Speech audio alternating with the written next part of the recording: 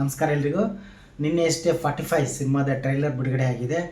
Social ಮೀಡಿಯಾದಲ್ಲಿ ಅಂದರೆ ಯೂಟ್ಯೂಬಲ್ಲಿ ಇದ್ರ ಬಗ್ಗೆನೇ ಎಲ್ಲ ಟ್ರೆಂಡ್ ಆಗ್ತಾ ಇರೋದು 45 ಸಿನಿಮಾ ಟ್ರೈಲರ್. ಸಿನಿಮಾ ಇದೇ ಡಿಸೆಂಬರ್ 25ಕ್ಕೆ ರಿಲೀಸ್ ಆಗ್ತಾ ಇದೆ. ಮಾರ್ಕ್ ಮತ್ತು 45 ಎರಡು ಸಿನಿಮಾನು ಒಟ್ಟೊಟ್ಟಿಗೆ ರಿಲೀಸ್ ಆಗ್ತಾ ಇರೋದು, ಅದು ನಿಮಗೆ ಗೊತ್ತಿರೋ ವಿಚಾರನೇ. ಒಂದಿಷ್ಟು ನನಗೆ ತುಂಬ ಅಂದರೆ 2 ವರ್ಷಗಳ ಕಾಲ ಅರ್ಜುನ್ ಜನ್ಯ ಅವರು ಇಷ್ಟು ದಿನ ಮ್ಯೂಸಿಕ್ ಡೈರೆಕ್ಟರ್ ಆಗಿದ್ರು. ಈಗ 45 ಸಿನಿಮಾ ಮೂಲಕ ಅವರು ಡೈರೆಕ್ಷನ್ ಕ್ಯಾಪ್ ತೊಡ್ತಾ ಇದ್ದಾರೆ, ಅದು ಗೊತ್ತಿರೋದರ ವಿಚಾರನೇ. ಅವರು 2 ವರ್ಷಗಳ ಕಾಲ ಇದನ್ನೆಲ್ಲ ಸ್ಕ್ರಿಪ್ಟ್ ಮಾಡಿಕೊಂಡು ಆ್ಯನಿಮೇಟೆಡ್ ಮಾಡಿಕೊಂಡು 3 ಸ್ಟಾರ್ ಕಲಾವಿದರು, ರಾಜ್ ಬಿ ಶೆಟ್ಟಿ ಅವರು, ಉಪೇಂದ್ರ ಅವರು, ಹ್ಯಾಟ್ರಿಕರು ನಮ್ಮ ಶಿವಣ್ಣ ಅವರು. ಇವ್ರಿಗೆ ನರೇಟ್ ಮಾಡಿ ಅದನ್ನೇ ಆ್ಯನಿಮೇಷನ್ ತೋರಿಸಿ ಸಿನಿಮಾ ಮಾಡಿರೋದು. ಈ ವಿಚಾರ ಅಷ್ಟೇ ಗೊತ್ತಿತ್ತು. ಆಮೇಲೆ ಕೆಲವು ತಿಂಗಳುಗಳ ಹಿಂದೆ ಓಮ್ ಸಿನಿಮಾ ನೀನು ನೋಡಿದೀಯಾ ಅಂದರೆ ಯುವರತ್ನ ಸಿನಿಮಾದಲ್ಲಿ ಬರುತ್ತಲ್ಲ, ಓಮ್ ಪಿಕ್ಚರ್ ಡೈರೆಕ್ಟರ್ ನಾನು, ಈ ಥರದ್ದು ಒಂದಿಷ್ಟು ಬಂದಾಗ ಸಹಜವಾಗಿ ಏನಿದು ಅದನ್ನೇ ಬಳಸ್ಕೊಂಡ್ರ ಅಥವಾ ಹೊಸ ವಿಷಯ ಹೇಳೋಕ್ಕೆ ಪ್ರಯತ್ನ ಪಟ್ಟ, ಈ ಥರದ್ದೊಂದಿಷ್ಟು ಗೊಂದಲಗಳಿದ್ವು. ಬಟ್ ಟ್ರೈಲರ್ ನೋಡಿದಾಗ ಸೈಕ್ ಮಾಡಿಬಿಡ್ತು ನನಗೆ, ಅಂದರೆ ಸಖತ್ ಸೈಕ್ ಆಗೋಯ್ತು. ಆಲ್ರೆಡಿ ನೀವು ಟ್ರೈಲರ್ ಎಲ್ಲ ನೋಡಿರ್ತೀರಾ, ಇದ್ರ ಬಗ್ಗೆ ಸಾಕಷ್ಟು ಚರ್ಚೆ ಕೊಡ್ತೀವಿ, ವಿಚಾರಗಳು ಯೂಟ್ಯೂಬಲ್ಲಿ ಬಂದಿದೆ, ಎಲ್ಲ ಪ್ರೆಸ್ ಮೀಟ್ಗಳಲ್ಲೂ ಬಂದಿದೆ, ಎಲ್ಲ ವೆಬ್ಸೈಟ್ಗಳಲ್ಲೆಲ್ಲ ಬಂದಿದೆ, ಪೇಪರ್ಗಳೆಲ್ಲ ಬಂದಿದೆ. ಬಟ್ ನನಗೆ ಏನು ಸ್ಪೆಷಲ್ ಅನ್ನಿಸ್ತು ಅಂದರೆ ಶಿವಣ್ಣ ಅವ್ರ ಗೆಟಪ್.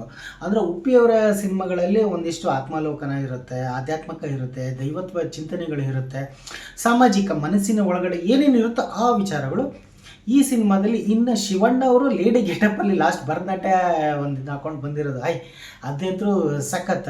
ಅಂದರೆ ಈ ಹಿಂದೆ ಅವರು ಮಿಡಿದ ಶ್ರುತಿಯಲ್ಲೂ ಕೂಡ ಒಂದು ಲೇಡಿ ಗೆಟಪ್ ಹಾಕೊಂಡು ಒಂದು ಸಿನಿಮಾದಲ್ಲಿ ಬಂದಿದ್ದು. ಇನ್ನು ಪಣಿ ರಾಮಚಂದ್ರ ಅವರು ಡೈರೆಕ್ಷನ್ ಮಾಡಿದಂಥ ಅಮೋರ ಗಂಡದಲ್ಲೂ ಅಂದರೆ ಆ ಲೇಡಿ ಗೆಟಪ್ನ ಒಂದಿಷ್ಟು ಇದಗಳಿದ್ವು.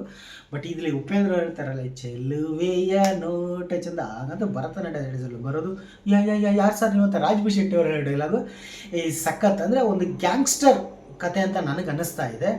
ಅಂದರೆ ಗೋರಿ ಮೇಲೆ ಒಂದು ಹುಟ್ಟಿದ ದಿನಾಂಕ ಇರುತ್ತೆ, ಹಾಗೂ ಸಾಯೋ ದಿನಾಂಕ ಕೂಡ ಬರುತ್ತೆ. ಮಧ್ಯದಲ್ಲಿ ಒಂದು ಸಣ್ಣ ಗೆರೆ, ಅದುವೇ ಜೀವನ ಅಂತ ಉಪೇಂದ್ರ ಅವ್ರು ಹೇಳೋ ಡೈಲಾಗು, ಅದು ನನಗೆ ಗಮನ ತುಂಬ ಸೆಳೀತು. ಆಮೇಲೆ ಈ ಹಿಂದೆ ಇದೇ ವರ್ಷ ರಿಲೀಸ್ ಆದ ಸೂಪ್ರಂಸೋ, ಅದರಲ್ಲಿ ನಿರ್ದೇಶಕ ಮತ್ತು ನಟರಾದ JP ತುಮಿನಾಡು ಅವರು ಕೂಡ ಲಾಸ್ಟ್ ಮೂಮೆಂಟಲ್ಲಿ ಆ ಲೇಡಿ ಗೆಟಪ್ ಹಾಕೊಂಡು ಬರ್ತಾರಲ್ಲ, ಅದು ಕೂಡ ಹೈಲೈಟ್ ಆಯಿತು. ಅದೇ ರೀತಿ ಇದು ಹೈಲೈಟ್ ಆಗುತ್ತೆ ಅಂತ ನನಗೆ ಅನ್ನಿಸ್ತಾ ಇದೆ.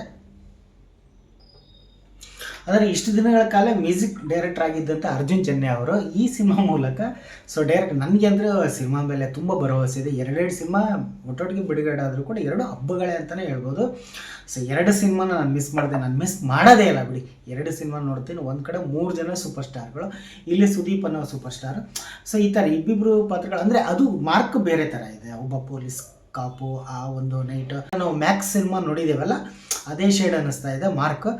ಆ ಸಿನಿಮಾಗೂ ಒಳ್ಳೆಯದಾಗಲಿ, ಈ ಸಿನಿಮಾಗೂ ಒಳ್ಳೆಯದಾಗಲಿ. ಈ ಮೂಲಕ ಅರ್ಜುನ್ ಜನ್ಯ ಅವರು ಡೈರೆಕ್ಟ್ರಾಗಿ ಫಸ್ಟ್ ಟೈಮ್ ಬರ್ತಾ ಇದ್ದಾರೆ, ಅವ್ರಿಗೂ ಒಳ್ಳೆಯದಾಗಲಿ, ಇಡೀ ಪ್ರೊಡ್ಯೂಸರ್ಗೂ ಒಳ್ಳೆಯದಾಗಲಿ. ಯಾಕೆಂದರೆ ಉಪೇಂದ್ರ ಅವರು ಹೇಳಿದ್ರಲ್ಲ, ಎಲ್ಲ ನಿರ್ಮಾಪಕರು ಹಣವನ್ನು ಹೊಡೆದು ಇವರು ಹಣವನ್ನು ಸುರಿದು ಬಿಟ್ಟಿದ್ದಾರೆ ಅಂತ ಹೇಳ್ಬಿಟ್ಟು ಆ ಡೈಲಾಗ್ ಅಲ್ಲ, ಅದು ಇರೋ ವಿಚಾರನೇ ಅದು ನನಗೆ ತುಂಬ ಇಷ್ಟ ಆಯಿತು. ಟ್ರೈಲರ್ ನೋಡ್ಬಿಟ್ಟು ಸೈಕ್ ಅನ್ನಿಸ್ಬಿಡ್ತು ನನಗೆ. ನಿಮಗೂ ಹಂಗೆ ಅನಿಸಿರುತ್ತೆ ಅನ್ಕೋತೀನಿ. ಒಂದು ಗ್ಯಾಂಗ್ಸ್ಟರ್ ಕತೆ, ಬಹುಶಃ ಗ್ಯಾಂಗ್ಸ್ಟರ್ ಕತೆನೇ ಇರಬೇಕು ಅನಿಸುತ್ತೆ. ನೋಡೋಣ ಏನಾಗುತ್ತೋ. ನಾನಂತರೂ ತುಂಬ ಎಕ್ಸೈಟೆಡಾಗಿ ಕಾಯ್ತಾ ಇದ್ದೀನಿ. ನಿಮ್ಗೇನು ಅನಿಸುತ್ತೋ ನೀವು ಕೂಡ ತಪ್ಪದೆ ಕಾಮೆಂಟ್ ಮಾಡಿ, ನೋಡೋಣ.